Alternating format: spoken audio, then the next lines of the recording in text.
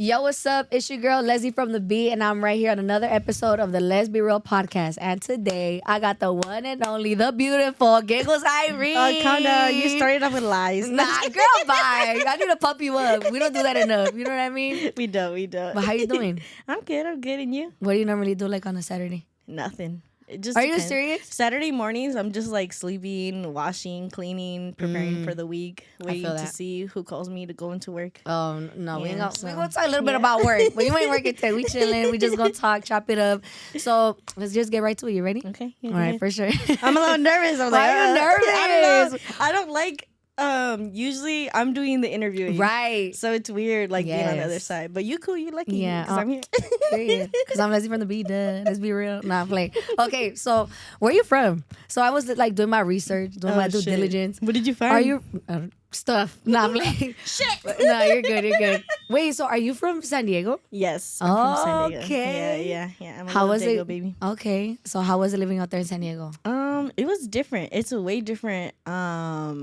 You know, there's like culture shocks. Yes. LA is so different from San Diego. I love San Diego. I know, me it's too. so lit. Yeah. But like you're talking about like San Diego. Like I grew up in like Logan Heights or what? Yeah, like so I grew up in San Diego County. So I was like San Marcos Vista, Oceanside area where it was very calm. Okay. And then like as I got older, I moved, so I never got to experience like clubbing in San Diego and partying and doing all that. When did you until I move? was At what later. age? I was 14 when I moved to the IE. Okay. With your whole family? Yeah, my whole family. Okay. You have siblings? Yeah, there's 5 of us in total. Oh, shit. Yeah, I know. I'm the second oldest. I'm the oldest girl, so I'm the second mom. Okay. No, You know how that goes. It comes with the territory. Yeah, you know what I mean? I'm the oldest too. So it's okay. like I feel like a mom. Like I have to take care of my sister. Like I have to. Shout out Ashley. Anyways, so from that I know your brother like kind of exposed you to hip hop. So how was your relationship with your brother? You really like did do my come on now. Okay. I know like your brother like kind of put you on hip hop. Like so what were the artists that he put you on? Like what caught your attention from hip hop specifically? I remember coming home and always watching BET and MTV. When it was good. Yes, when it was good. Yeah. But the first song that I remember memorizing was Forgot About Dre. Because my older brother would play it all the time. And he would just play it so much that I picked up on it. And then that's back then when we had like LimeWire and shit. So he would like burn CDs. And when we would take my mom's car, we would play all that stuff. And I was like, wow. Because to me, I was only into like the boy band stuff. Like NSYNC, Britney Spears. Yeah. You know? I've seen that. And I was like, wow, this is a whole nother world. And then he showed me Tupac. And I was like, oh, he cute. And you know, that's where it all began. Yeah. Okay, so yeah. Forget About Dre. That was the song for sure. Yeah. And what other artists like did you fuck with? At that age, or at that age, yeah. Whatever my older brother played. So he played like Tupac, Dre, Snoop Dogg, Eminem. He played a lot of oldies because he grew up around my aunts who were like in their 20s at that time. So I know a lot of like, what is it called? What? I have like a playlist of like oldie songs, like Lisa, Mary Jane Girls, like all that so like stuff. funk music. Yes. Okay, for sure. For oldies is more like the Chai Lights or whatever, and then like the Stylistics. There and you go, like them. Okay. Yeah, for sure. I love that. Yeah, I have like the whole Temptations collection. Like, oh my god. But yeah, so that. my music taste ranges. That's what's up. So yeah. And what? Because I know you're also a big R&B fan. Yes. Oh, I love R&B. Who are your top like R&B? Baby making music. Baby making. I'm in love with her. Not for real. Are you talking about like back in the day or like right now? Just growing up, like who were your R&B artists? Damn. Like I've always loved Usher. Really? Always since he was young. I was like, oh my god, like who was this boy? No shirt on. Like what? I don't know. I was like, why do I feel this way? Right. I was like, what's going on? Usher, baby. Yeah. And then obviously like Aaliyah. Dang. R.I.P. Growing up, yeah, that's all I really remember. And then as I got older, then it was like, that's when my mom would put me on to like older music. Yeah, what were your parents listening like to? Like Boyz II Men, Marvin Gaye, like all that stuff. Yeah. And so were your parents born here or? My parents are from East LA. Yeah, my mom's a Boyle Heights baby. Yeah. Shout out to all the boy Heights baddies. That's why, like, no way. They be all proud of me. I was in the East LA parade, and like Yeah, I have I an seen ELAC that. commercial. Like, Not the ELAC commercial. Yeah, my dad's like, dead. wow, we had. I'm just like, I know, I have to put on so like cool. somehow. So they grew up right here in the East Side. Yeah. Okay. Did you you had to know like Nothing. you didn't grow up out like, here? Okay. I remember my parents had me when they were really young. So my mom was 21 and my dad was like 20. I think there's like a 3-year difference. So he was like 25. So they were still hanging out with their friends when I was born. Okay. So from when I was born until like 3 or 4, we would be in LA every weekend, but I don't remember. I remember like playing with people that were Segun, my cousins. Yeah. But I don't talk to them anymore. I don't know who they are, like stuff like that. And then as we got older, we stopped going back. My dad had to, change his friend group and shit. Yeah. So I feel that. That's dope. That's dope. So you were kind of like listening to everything. Yeah. Not really Spanish music though. No. Okay. No, not really. I would hear it every once in a while because my grandparents spoke Spanish, but it was like in one ear out the other because my parents didn't teach me Spanish. Oh, okay. Yeah, I can't roll so my you're like R's. second generation. Yeah. Basically. Okay. Cool. Yeah. That's dope. I didn't know that. It's crazy. Yeah.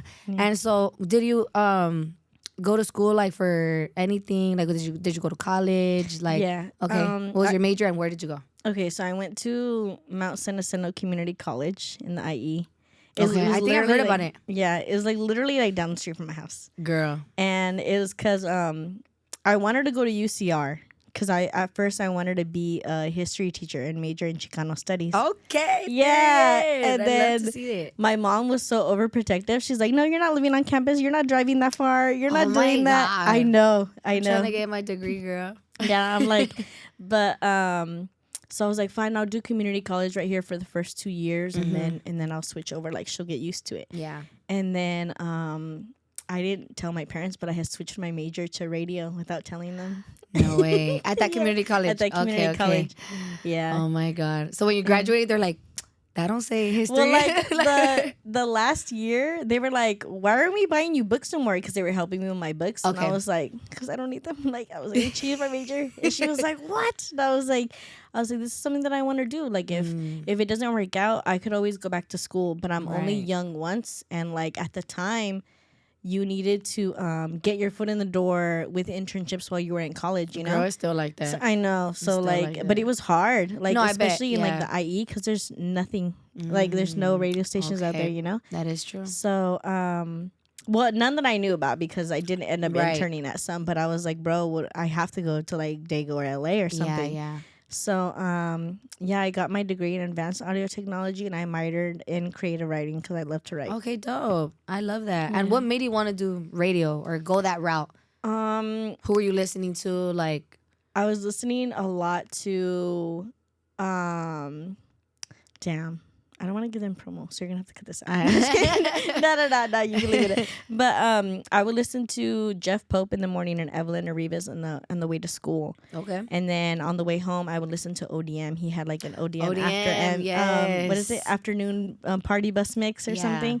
And I was like, bro, like that's way his mixes make me feel like I want to DJ or be on air, and that's what I wanted. Oh shit! Yeah, so that's dope as fuck. And then like Nick Knack would be on overnights or on the weekend. Okay. And he would throw events at the skate house, like the Wheelhouse in Hemet. And I would go to all of them, just take a picture with him, just to be like, look, like I know somebody from the radio, like, you know. Yeah, and what was that first job, that first internship or that first job in the industry? Because like it's competitive, dude. Let's be real. That shit is fucking competitive. Like I've done. We do so we many do a internships, lot. like more than my hands can handle. You know what I mean? So it's like, which one was your first? It was actually at a rock station. Okay. Yeah. So I have a little white girl in me. Well, clearly you like it sick and shit. Right? Nah, but like if my mom would have let me dress like a punker, I would have been like punk. Like, but she didn't let me. Yeah. I believe it. Because I really like all that shit. Because since I didn't speak English in school, like all my friends were white. So like we were listening to boy bands and like Good Charlotte and like all that stuff, you know? That makes sense. So but the rock station was the only station that gave me a chance. I applied at 99.1. I applied at that rock station. Yeah. There was like an oldie station in Temecula too. And they're the only ones that hired me. And I was like, fuck it. And I was there for like 2 years. Oh, wow. Yes. And what were you doing? I was street team. Street team, man. Street team. That's where it starts. Yeah, that's where it starts. That's how I started. Yeah. Yeah, street team, That's what and happens. then boom. And then from there, like, what made you want to like go to a different stations or what direction? Because I feel like when I did my first internship, like I was like, okay, I don't like, my first internship was like a streaming service. Oh, So I was like, okay, I don't like TV, I don't like film. So I had to do so many internships to figure out, okay, I want to do music, you know? Yeah. So like, what was that route for you to figure out, okay, I want to do this for sure? Okay, so I was at the rock station and then they changed formats. And when they changed formats, they let everyone go. And the lady that was doing promotions was like really cool. I mean, like she fucked with me. She could call me like Sunday morning and be like, we have an event, and I would go. Like I was just hungry, you know? And she was like, I'm going to recommend you to an 80 station that's in Temecula. It's closer to you. And you should be good because they need people. And so that's where I went. And that's when I started board opping. Oh shit! So they taught me how to board op and stuff. Dope. So I was board opping the morning show because it was syndicated. Oh, okay. So they're like in different markets and stuff like that. Okay. And so I was doing that and the street team. Okay. And then from there, I was training other people and stuff. And as I trained other people, I kind of like took a step back because I was getting opportunities in the music industry. And I was like, okay, I want to go like more towards LA. So I kind of had to like let that go a little bit, and then boom, I'm here. That's dope. That's dope. And when you were coming to LA, like what was that mission? Like what was bringing you to LA? It was such a mission. I was going from the IE to Granada Hills. Granada Hills. Yes. From the IE. Hell I know. Girl, when you hungry, you drive wherever. That is true. You know? I respect that. I respect that. It was crazy. Damn. And what were you doing in Granada? I was working for Mies and Cause from Dreamville. Yeah. How did that start? So I had met Mies and Cause at a show in 2015 or 2014. Okay. I get the years mixed up. But I met them at a show, and I had told Mies like, hey, I'm going to work for you one day. Because at one point I wanted to be a producer. Okay. Yeah, but my beats sucked. And let's be real. Yeah, like they just suck, you know? And I was like, I'm gonna work for you one day. And he was like, all right. I was like, if you ever need an assistant, like I'll email you my resume, whatever. Yeah. And he was like, for sure. We exchanged numbers, and then he would ask me for stuff every once in a while. I'd be like, hey, can you do this? Can you create an email for me or whatever? But it would be like once like every 6 months. And I would get all excited, like, oh, here it is. And then and then he would go ghost, and I was like, fuck. And then one day he was like, hey, we're working on Cause's album. Like, I need help. Like, can you come tomorrow? And it was like 8 o'clock at night. And I was like, fuck, I have to get up like at 4 to be there like at 8. Like, you know? Dude, that is a mission. Yeah. And I did it. And for how long? About a year and a half. Okay. But I was only over there for like, I was only over there maybe 2-3 days out of the week. So it wasn't that bad. Yeah. And were you still going to school? Excuse me. No, I had already graduated. Okay. Yeah, sure. So I was working that, and then I was still working at the radio station. Okay. So. Oh my God. Yeah. Just getting your foot in the door everywhere. Yeah. And how was that? And what were you doing for them? Like you were helping with the rollout, or? So I was pretty much like a runner. Like I would go get them coffee. I would take them to Interscope to record. I would help with like admin work. They were creating an event at the time that they wanted to do, so I was kind of helping them like handle like, this is who we want to book, this is how we want to run it. And then when Cos started doing festivals, I learned like all the back end, like how to turn in names, what he needs, how to turn in writer, like all that stuff. So that job really exposed you to like damn near what you do now as an artist manager. Yeah, that was like my first little step into that. Okay. And that was, what was the biggest thing like you learned from that experience? That excuse me.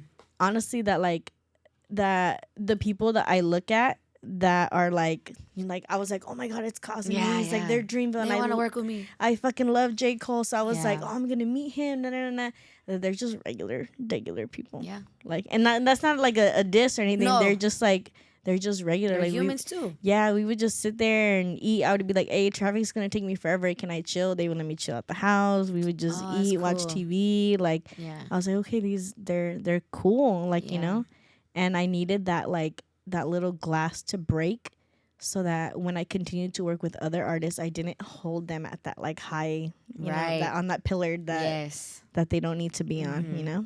And did you ever meet J. Cole? I did, actually. Ooh, how was that? Yeah. Oh my God, I was drunk. I believe it. Yeah, like I met him at Cause's album release party. Oh, that's lit. He was there, and I was like, he's like, I never asked you for anything. And I was like, but can you please introduce me to him?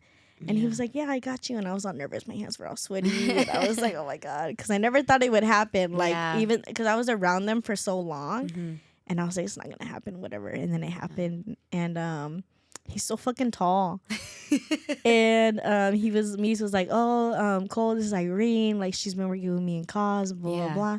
And he's like, oh, nice to meet you. I've heard good things about you. And I was like, yo, talk about me. Yo, talk about me. You know about me. Talking about me.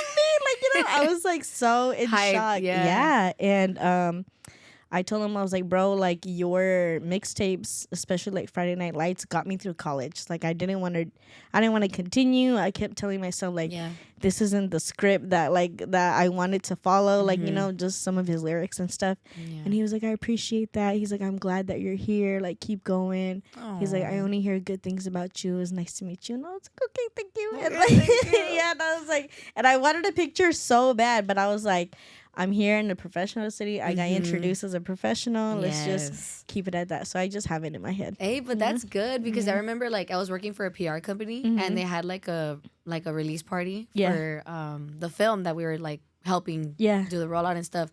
And Jeezy was there. And I was like, oh my God, like I was fangirling. But I was like, nah, like I need to control myself, you know, because I'm repping. And it sucks because like I have pictures. But then there's other artists like that have came at Power that I'm like, I didn't take a picture of Akon. I didn't take a picture with this artist, that artist. Yeah, Akon was really nice. That's really crazy. Yeah. But back to you, sis. No. So my next question is One Take J, One Take Ocho, the boys, the One Take boys. Yes. How did that come about? Okay, so in 2018, I started working for the management company that One Take J was under. Okay. So I was working with Shoreline, MacP. At the time, they had like Bravo. Like, that was one of my kids too. Yeah, they had like a whole roster of people. They had Lonnie Bands, like just a whole bunch of people from LA, like LA artists. Yeah, it was like LA, and then they had some Detroit, some Texas artists too. They had like their hand in like a bunch of different cities. That's dope. And so I was working with all of them, and Jay kind of like fell in my lap, low key, because it was me and another girl, Stella. Okay. And we were both kind of like day-to-day managers for Shoreline and like the whole roster. And we kind of like self-assigned ourselves to different artists.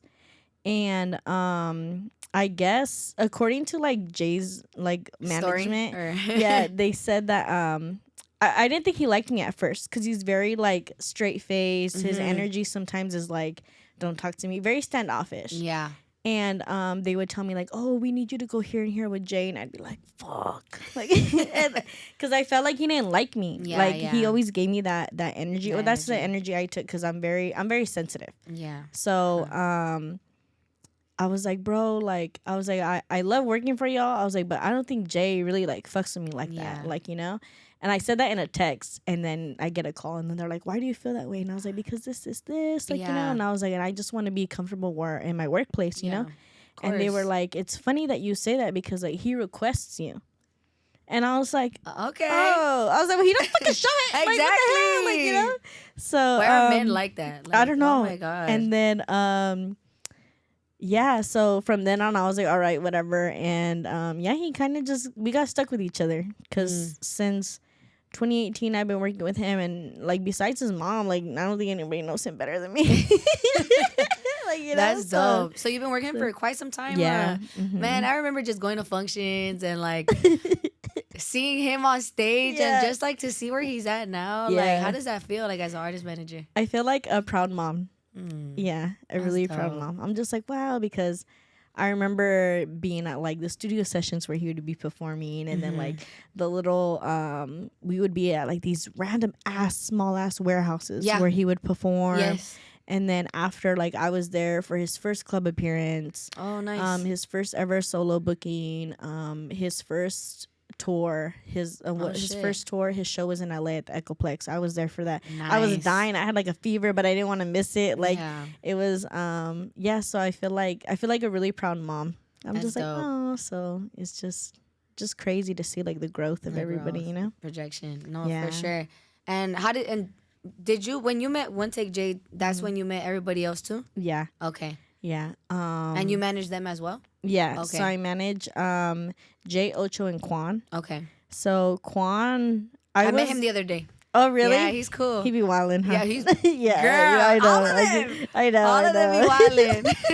Get your kids, girl. I know. I have. They're half. I know. But yeah, I met them. I met Jay like before I started working for him at a studio session because I used to kick it with Ruchi's crew a lot. Oh, okay. I used to be at all the Ruchi sessions. That's like when he did the song "Wishing on a Star." Yes, shit. like all that time. Even before then, like the first listening party I went to like cover was Ruchi's. What tape was it? It was the one with the dog, like the dog style, doggy style mixtape. Yeah.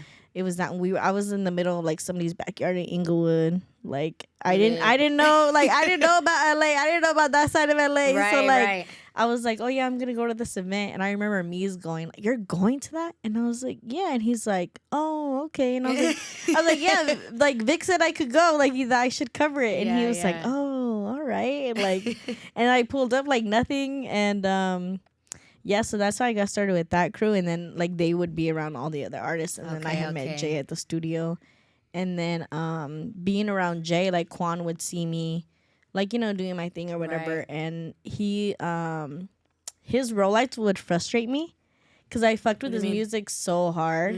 I would be like, bro, like why aren't you promoting this? Like why isn't your face on this cover? Like this needs to be mixed, and like since he was a homie, I felt comfortable enough to like tell him stuff like that because I'm only helping, And then one day he just sat me down and he was like, "You should be my manager." And I was like, at this point, I was like, "Nah, want to be telling me what to do." I was like, "That's not what I want to do. Like, I want to do radio. Like, I wanna be the face. I don't want to get that like mixed up." Right. And then like a month later, he was frustrating me, and I was like, "I'm your manager now." I was like, "We're meeting tomorrow." And I got it right.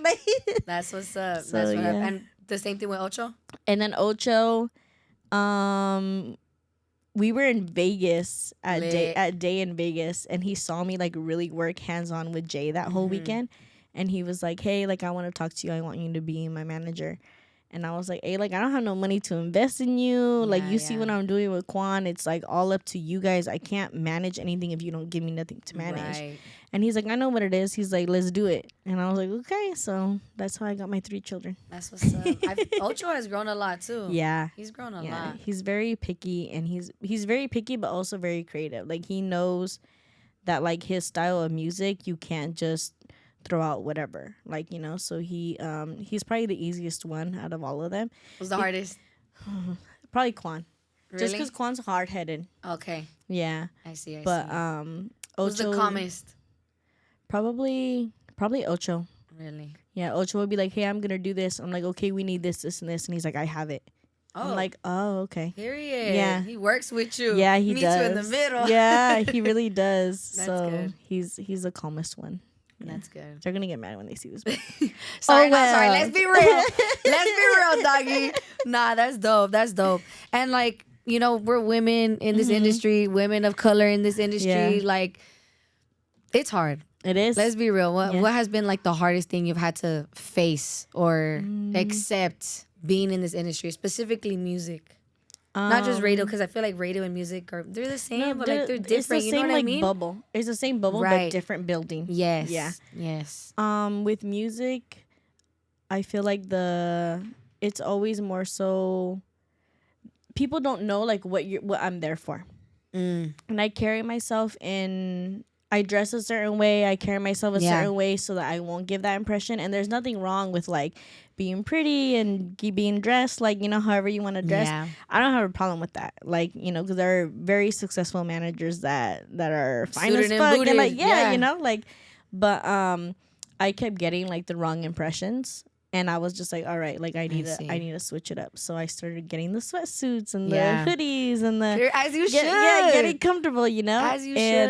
And even then, like, people would come into the room and say what's up to everybody and skip me. Or they'll look at you a certain way. Yeah. Like, what? Yeah, and they'd be like, oh, like, what is she doing here? Like, and then like it always gives me such satisfaction when they would skip me and then they would ask like one of the boys for something and they'd be like, oh, we'll talk to my manager. And they'd be like, oh, I'm sorry, like I didn't say what's up when I came in. I'm like, I know, like, and I'm used to it, unfortunately, because I know that like a lot of industry stuff or like fallouts happen over women. Like, oh, I don't know whose girl that is. I don't know who blah blah blah. That is like, true. So that I get true. it, but it sucks that it's that way. So that's probably like the biggest thing, just kind of not dumbing myself down, but like changing the way I carry myself to not be given that impression and still being taken that way. Yeah, because it's like I'm trying to do business and like, you want to be comfortable in your own skin. Exactly. Like, that's why, girl, you see me pulling up at Power 106, man. I'm in my fucking baggy-ass pants, man. But it took time because, like I said, that first internship, I was like, oh, I got to be business. I got to code switch, But then after a while, I was like, nah, like, they're going to accept me for who I am. Like, I'm going to be myself. And sure enough, I worked at a talent agency in fucking Culver City. Wow. And, like, girl, man, I'm in this industry. Like, I know what the fuck I'm talking about. And so I remember I was working there, and, like, I would talk like how I talk, fool this, fool that. Yeah. And I was just looking at me like, what the hell? Yeah. But, like, the fucking agents, the partners, they loved it. Yeah. Because you're yourself. Just and yourself. life becomes so much easier when you're yourself. I did a panel a few years ago, and they were like, what's the best advice you could give these high schoolers? And I was like, be yourself. Because the moment I started to be myself and not give a fuck, that's when things started to fall into my lap. Yes. Because I wasn't thinking about, damn, I hope this person likes me. Damn, I hope I did good. No. Like, I was giving my best, doing my best, giving everything my all. And, like, if it works out, it works out. It works out. And that's just, that's a little motto I have to keep myself sane. Because, Lord. Lord, I must say, it'd be a lot. And especially as an artist manager, like, what's, like, your day-to-day look like? Man, so now, because you got 3 artists. I know. So like now it varies because I have Brown Bag, right? So like in the morning I'm at Brown Bag. At 10 we get off air and I hit all the boys. What are we doing today? Do you need me? Because sometimes they don't need me. Yeah, like, 7 days out of the week, they don't need you that every day. Yeah. So I tell them, what are we doing today? Do you need me? And Jay will be like, oh, I'm gonna be with family or I have a session. And Jay doesn't, the boys don't always want me at their sessions. They want to be creative by themselves, and then they send me stuff. The only time I'm there at sessions is when we're mixing or if we're putting an album together. So we can listen and, list out the songs. Yeah, exactly. Like so sometimes they'll tell me they have a session, and I'll be like, all right, I'm going to pull up just because I miss them sometimes. Yeah. Especially now with the morning show. Like, oh, for sure. I don't see them as often as I used to. I bet. And yeah, that's pretty much it. If they need me, then I stay in the city. If not, I go home. And then I'll tell them, like, all right, you don't need me today, but what are we working on? What should I be working on? Like, what do you want me to be doing? And Jay will be like, oh, well, we need to follow up on this. We need to do that. And I'm like, all right. And then Ocho and Kwan be in their own little world. And then they'll be like, oh, by the way, did you do this? I'm like, no, but I could do it, Yeah. So that's pretty much it. And then it depends on if they have a show or if like a concert's coming up or something. How are concert days? Are those like your busiest days, or those are my busiest days? Why? But I love it though. Like you know how like we like to fight with our men sometimes because it gets our blood boiling. Yeah. Like, why didn't you text me back? Yeah. It's only been a minute. Okay, but what? No, for real. So like that stress is from show days is what I like. Like I thrive off of that. I'm like, all right, what do I need to problem solve? Like, like yesterday I worked a show, and I was like, ooh, I was so happy. I was on like maybe 4 hours of sleep, and I was running through that shit because I that's what I love. Like I love that stress, that adrenaline. Yeah, the adrenaline for sure. And then like you get to turn up at the end and just enjoy it. See, like damn, all that hard work throughout the day for this. Look at my little babies. I know. No, that's got to be a good feeling. That's got to be a good feeling. But what's like the hardest part about being an artist manager? What would you say? Damn. For me, it's like an internal thing. It's probably feeling like. It's kind of like I call them my children, right? Yeah. So I always want what's best for them, and like I know that they're not perfect, but to me, like they could do no wrong, and to me, I'm just like, no, this song is so hard. Yeah. And then it's also having to like take a step out of that and like be a fan for a moment and be like, you could tweak this. Yeah. This one doesn't need to be on the project, like little things like that, or realizing that like, okay, even though you are of this status and you're doing this and this, like we need to do more to make sure like you get here, because I feel like they should be here, of course, right? But it's just like, okay, what do we need to do to fill in the gap? And I always feel like I'm not doing enough. Have you ever felt like imposter syndrome? All the time. Like all the time. What do you do to like psych yourself out of it? I have a few friends that I call and I cry to, because we all have an imposter syndrome, you know. Yeah, like, I so, do. Shit, all the time. and it All the fucking sucks time. because like, it's just like a moment and it passes, you know. But when that moment hits, you're like, I always tell, I was using this as with my mentor the other day.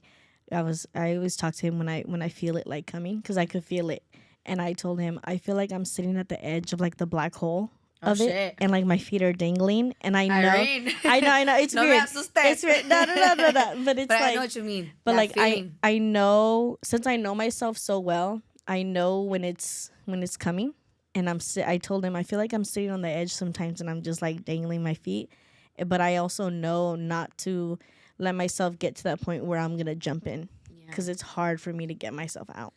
It is. So I take a breath, because I'm like, fuck, like I really been there. I'm like, fuck, because you just want to give up. Yeah. Like you just want to give up, but it's like, no, like I've made it this far. I'm in the building. Like I can't give up. You know, there's people that are rooting for me, that see me. Exactly. Like, you know, I do it for my city. I do it for my family. Who do you do all this for? For you? Little Irene?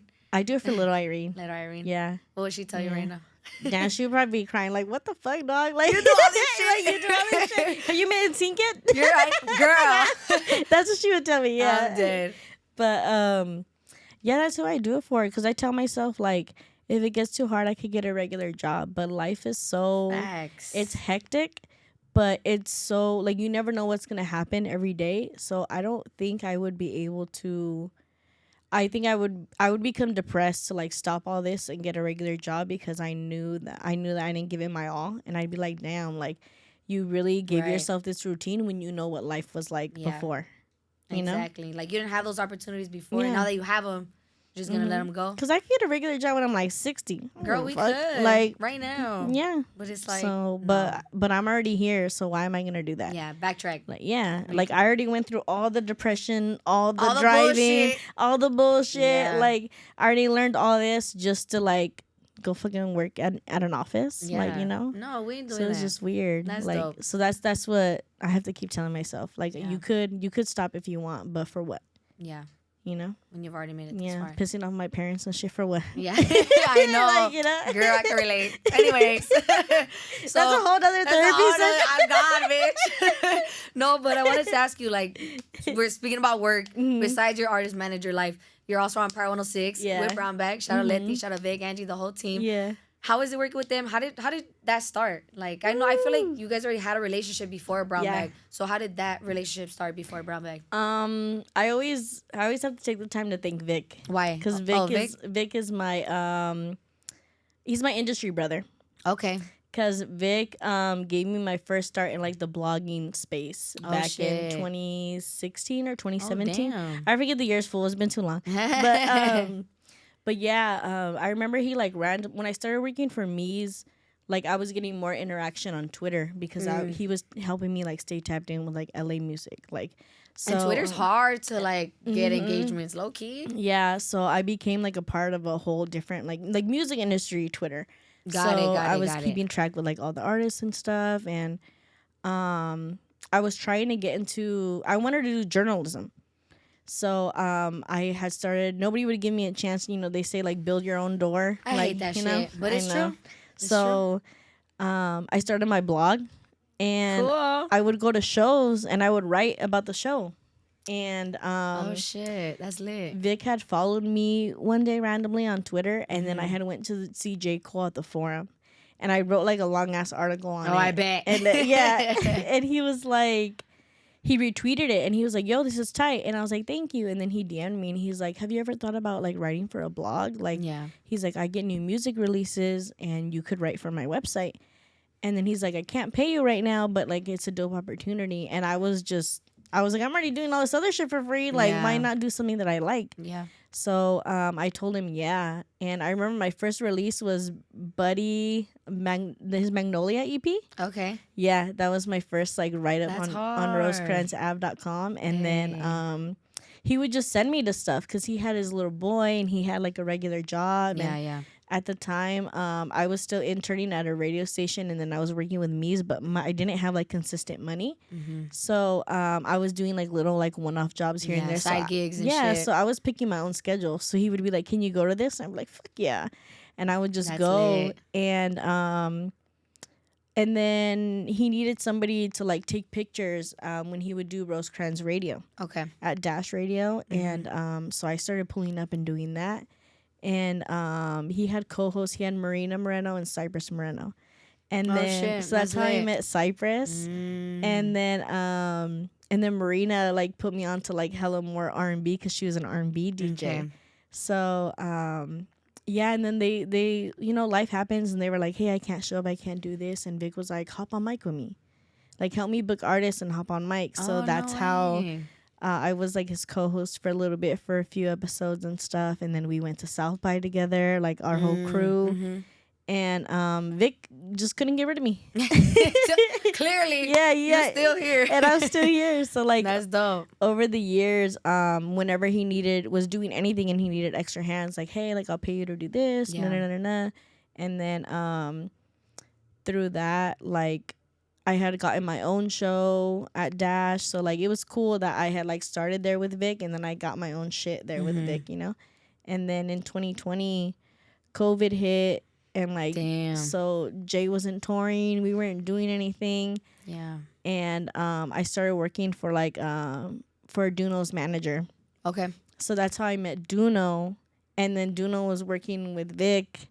Oh, so you know. And then I had met Letty, like a long time ago, like 2015. Oh no way. Yeah. In her Ricky days, or I don't think she was Ricky then. No. I think she was still Letty. Okay. I think she had changed it already. But I had met her at a Dreamville pop-up. Oh, so it just made sense. Yeah. Sounds about right. And then I met her again when Duno had interviewed her. That day I was working with Duno. Yeah. And she was like, yo, I fuck with you and everything that you do. And I was like, oh my God, what the fuck? Yeah. and then they started Brown Bag. So when they would do live shows, they would hire me and like they would do this and that. And then when they got the call about being on Power, Letty was just like, hey, like that Giggle deserves to be on air. Like, can you be with us? And the initial job was supposed to be board op. I was supposed to be board opping. And then things got switched around or whatever. And I was just happy to be in the building. I was like, fuck it. So that's how they're stuck with me for life. For life. Yeah. No, the show is doing good. Let's be real. The show is doing good. So you guys are killing it. Thank for real. You. Proud of you. I'm just there. Growth. Like nah, but like I'm just there for the vibes. Even your energy, like in the space, man. Like it just feels good. Speaking about Giggles, who gave you that name? Giggles Irene. My 4th grade teacher gave it to me. No way. A lot of people think like, oh, you was a chola, huh? And I'm just like, no, my mom wishes. Like my boss for me said, like, not swear. me. Yeah. Nah, so in 4th grade, I had switched, like, I don't know if you guys remember having tracks. Like there was no, 8-track. See, I'm a 2000 baby. Oh, so we didn't have no tracks. Right. Yeah. Okay, we didn't have tracks, girl. We had different years, right? So there was track A, track B. I heard about all that shit. And I had switched tracks because my little brother, they had changed like the border lines in San Diego County. Oh. So my little brother had to go to a different elementary school than me. Why? Because he had to go to one that was in like the area that like the elementary school that my area was in was like the Beepity Nice area. And like he had to go to a different one because of the zip codes and shit. Because of the zip codes and stuff. Yeah, but they were like, since your daughter's been here, she could still go here, but it's up to you to get her to school on time. So my mom made me switch tracks so that I would still be there with my older brother. Okay. And so that I would still kind of see my friends. So I was kind of new. So in that class, I would just sit there and like they would say something and I would laugh because I didn't have any friends. I would just like laugh to myself, and then she would be like, "Miss Gigglebox, like stop laughing." And I'd be like, "Okay, that's funny. like it just stuck. And then in high school, we had party crews. I don't know if you guys had party crews. I mean, we just had functions, girl. Okay. One take James, wherever one take freaking this fool, that fool. We were all there. Shit. Well, we had party crews in high school, and you each got a nickname. And I was like, yo, mine has to be Giggles. And it just stuck. It just stuck. So when social media came about, I was like, I need to get that shit. So Giggles Irene. Giggles Irene, period. And I know you did Giggles Irene Radio. So talk to me about that. What essentially is that? Why? How'd you come up with the idea? What was your goal? Like, How long were you doing it for? So when I went to South by Southwest with Vic, I met somebody that worked. His name was Mars 3 times. Okay. And he worked with 1AM Radio and Yes Jules. I had met him at Vic's Don't Come to LA event that we did out there. And he was like, yo, like, I really fuck with you and your vibe and, like, how you're tapped into LA. And I was like, oh, cool, thanks. I didn't think anything was going to come of it. And he was like, we're looking for new shows to be on 1AM radio. Like, do you want one? He's like, you could come in for an audition next week. And I was just like, oh, my God, is this real? Because I had just left Rosecrans. Oh. Like, maybe, like, a week or so before that. Okay. And that was, like, the most heartbreaking thing for me to do. Because, like, Rosecrans and Vic were, like, my babies. But I felt like I needed to separate. Because I was... They were calling me Rosecrans Irene fool. Like... Oh, I'm Giggles Irene. Yeah, I was just so you like, want to make your own like, lane. Yeah, so I was like, I'm thankful. But, like... You know, I need to see what I want to do for myself. Of course. And I only had maybe like a week to like pick a name. So I was just like, fuck it. I'm just gonna brand myself Giggles Irene Radio, and boom. So I was on Dash Radio. Oh shit. Yeah, I was on Dash Radio, 1AM Radio for like a year. Okay. And then when was this? Like during the pandemic, before the pandemic, or 2019? Oh, 2019. Yeah, Okay. 2018, 2019. And then I had that for like a year and a half. And then like they were remodeling, so I couldn't like record. And then when they opened their new building, Mars had went back to Florida, so there was nobody to like regulate and like book my shit. And I was like, oh, fuck it. So I took a break, and then my homie opened up his photo studio, and he bought me like all my equipment. He was like, I believe in you. Dope. Like, I fucked with you since forever. Wow. And yeah, so we started doing it out of his photo studio.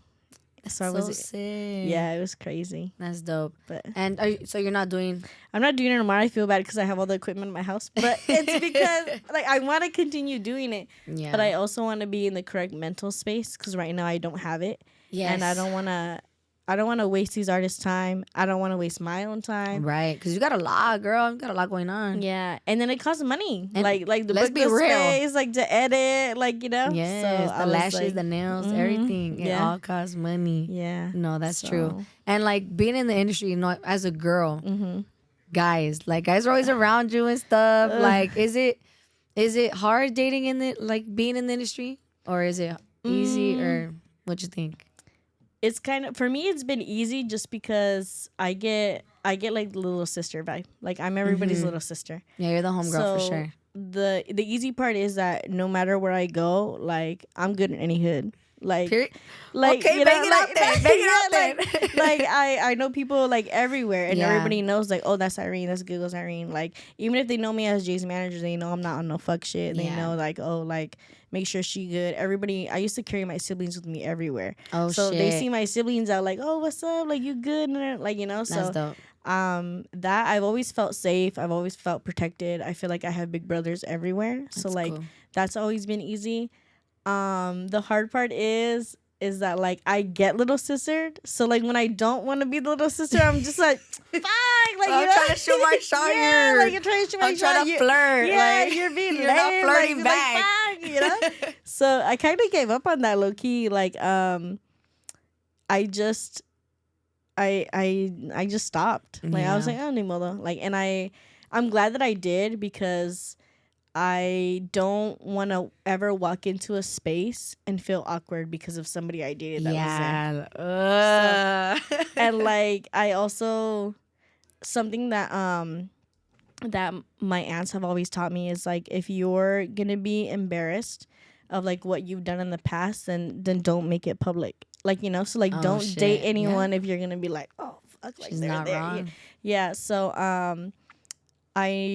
I could happily say that like I could walk into any room and like I don't have to be like, oh fuck, like, yeah, that is like, good. You know, so like I don't. It sucks in a way because a bitch gets lonely. Yeah, but, right. But at the same time, I like that they know it's like, oh, it's like it's Irene. Make sure she good. That's dope. Like, you know, I love that for you. So yeah. Would you ever date anyone like in the industry, or like would you rather date someone like that's not in the industry? Okay, I think about this a lot Cause it's hard. I think about it too, sis, because like when all my exes are like gangbangers, so they'll be mad like, oh, why are you going here? Why are you going there? Like, why are you talking to like, damn. So but then it's like if I'm dating someone in the industry, it's like, damn, like you know everything that I'm doing and shit, or like, fuck, we both gotta go to this event. What if I want to go with my homegirl? You know what I mean? Like, so what you want? I don't know what I want.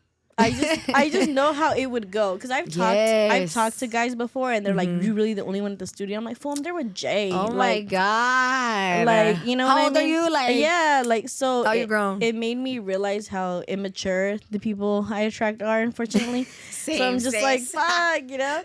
But I would like someone. I would like someone in the industry so they could understand my schedule and what I'm doing. And your work, yes. But you know how I say the industry is a bubble? Yes. I want them to be in a different building.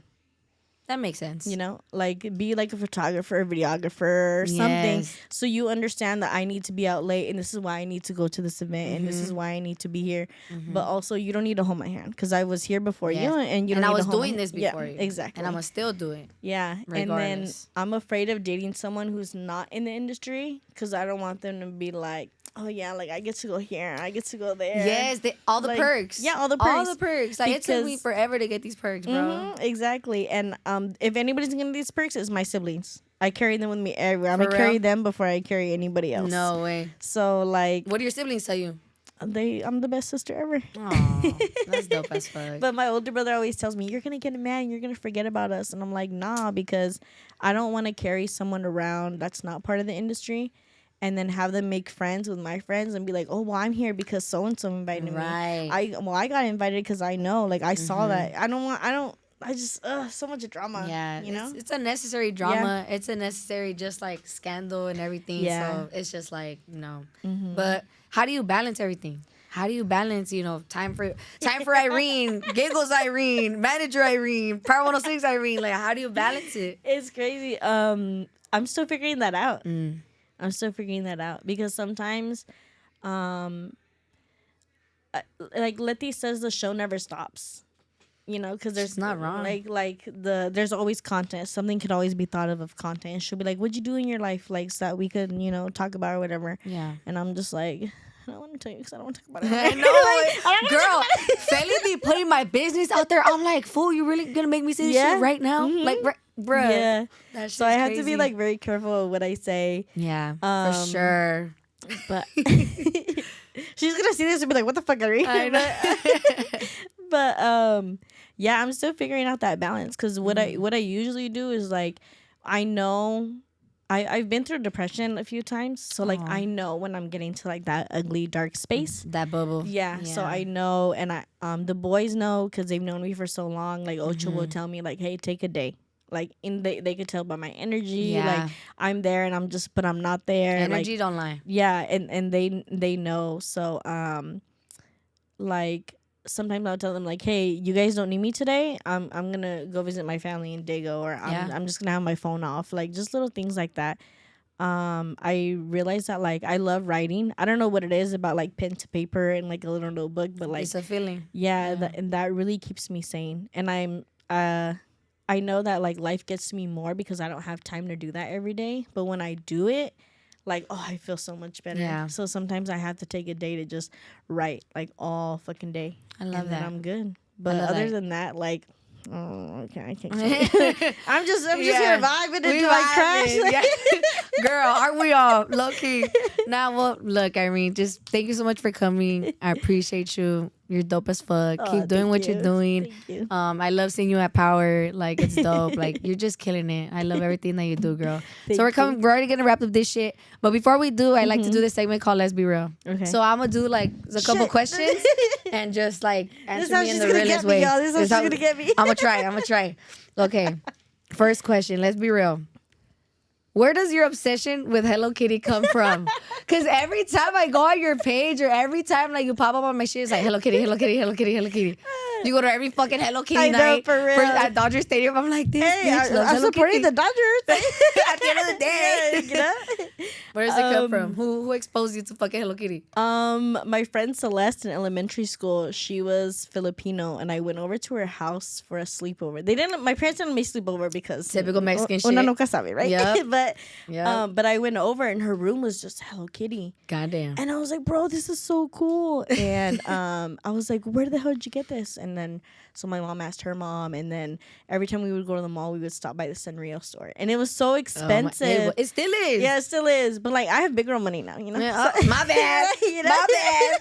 But my dad would let me buy like a pencil or like a pen. Little shit. So I was actually really obsessed with Pachaco.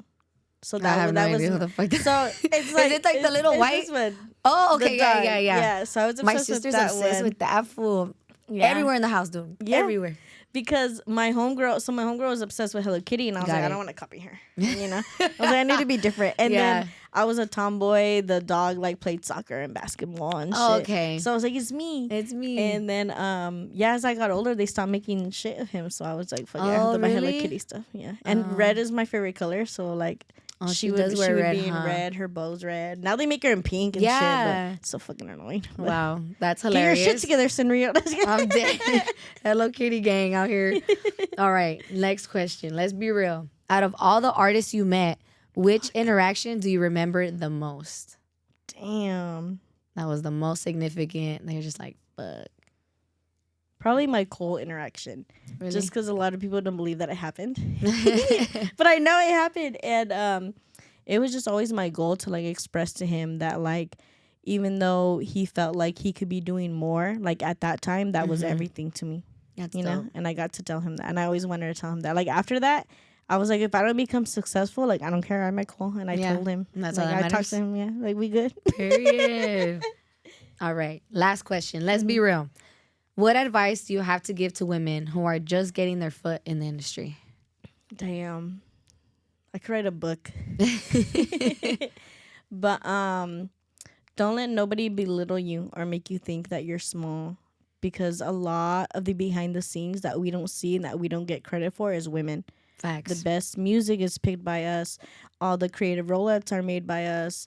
Everything that runs smoothly is because of us. We're the A&Rs, the producers, the execs. We're not all up in anybody's face, but we're there. And without us, like even the assistants keep all these CEOs sane, and they do a lot of the work. So 100%. don't ever let anybody make you feel small, because if you're there for a reason. Facts. Even though we're small. Right. Me and you Even are though we're small. small. I'm fucking short. I'm 4'11", bitch. We'll still fuck you up, Yeah. though. Oh, for sure. For sure. I got your back. You got my back, sis. Now, well, Irene, Giggles Irene, I appreciate you. Thank you for coming. Thank you for having me. And yeah, that's a wrap on the Let's Be Real podcast. On to the next one. Make sure you guys follow the Instagram page at Let's Be Real Pod. Where can they find you, Irene? At Giggles Irene on everything. Everything. And yeah, that's pretty much it. That's pretty much it, y'all. Bye. On to the next one.